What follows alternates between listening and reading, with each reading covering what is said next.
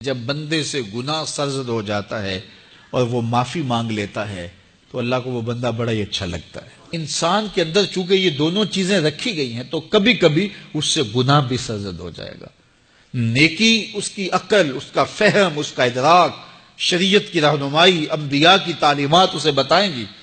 کہ وہ نیکی کے راہ پہ چلے، لیکن کبھی کبھی بائیں سمت سے جو خواہشات اور آرزو ہے وہ بھی اس کو گھیر لیں گی اور اچانک اس سے کبھی کوئی گناہ بھی ہو جائے گا۔ اور اگر اچانک اس سے کبھی گناہ ہو گیا، کبھی آنکھ بھٹک گئی، کبھی خیال بہک گئے، کبھی سوچ میں آوارگی آ گئی، کبھی زبان نے میلا لفظ بول دیا، تو پھر کیا ہے کہ پھر فوری معافی مانگ لے۔ مومن جب گناہ کرتا ہے تو ایسی کیفیت ہوتی ہے جیسے ابھی احد پہاڑ تلے آ گیا ہے، اگر اس نے توبہ نہ کی تو کچل دیا جائے گا۔ اللہ اکبر، تو پھر فوری معافی مانگتا ہے تو یہ اللہ کو بڑا ہی اچھا لگتا ہے۔ اللہ کہتا ہے فرشتوں سے کہ دیکھو میرا بندہ آخر میری دہلیز پہ آیا نا، تم گواہ ہو جو میں نے اس کے سارے گناہ معاف کر دیے۔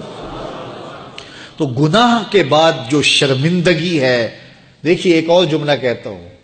نیکی کرنے کے بعد جو تکبر پیدا ہوتا ہے کہ میں بڑی نیکی کر لی ہے اور باقیوں کو بندہ حقیر سمجھنے لگتا ہے، اور اس سے کوئی غلطی سرزد ہو جائے اس کے بعد شرمندگی ہوتی ہے اور اپنے آپ کو چھوٹا سمجھنے لگتا ہے اور اللہ سے معافی مانگتا ہے، تو اس نیکی کرنے کے بعد وہ جو آپ کے اندر تکبر اور رعونت اور عجب پیدا ہوا، اس سے کہیں بہتر ہے کہ آپ سے اگر کوئی خطا سرزد ہوئی تھی تو اس سے آپ کے اندر عجز اور توبہ کا جذبہ پیدا ہوا۔ اور اللہ کو یہ بڑا پسند ہے کہ کوئی بندہ،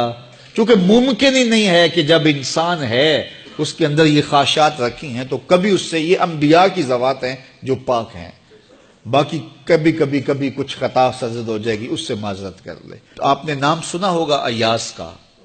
محمود غزنوی کا بڑا محبوب وزیر تھا اور بہت زیادہ بادشاہ اس سے محبت کرتا تھا، تو آیان سلطنت جلتے تھے،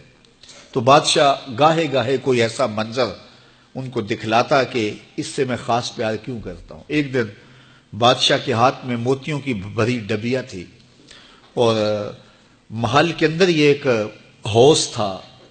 تالاب تھا، تو اس کے اندر اس نے وہ سارے موتی پھینک دیے۔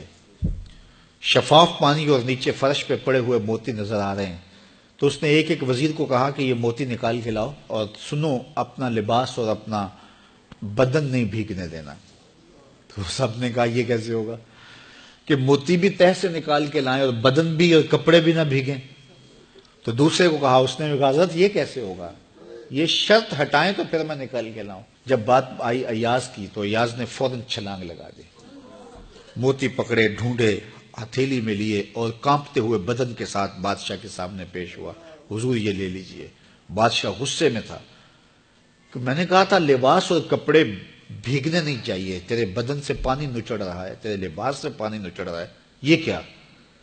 تو ایاز نے ہاتھ باندھ کے کہا، بادشاہ سلامت، آپ کے دو حکم تھے، ایک حکم یہ تھا کہ موتی نکال کے لانے ہیں، دوسرا حکم یہ تھا کہ کپڑے اور بدن بھیگنا نہیں چاہیے۔ ایک کام میں نے کر دیا ہے، دوسری غلطی ہو گئی ہے، معافی چاہتا ہوں۔ تو کہا وزیرو یہ ہے خوبی اس کی، تم نے کہا ہم کیسے نکال کے لائیں، اس تالاب میں اتریں گے تو بدن تو بھیگے گا ہی بھیگے گا۔ تو کہا جب شہوات دی گئی ہیں، خواہشات رکھی گئی ہیں، آرزویں دیوانی ہیں،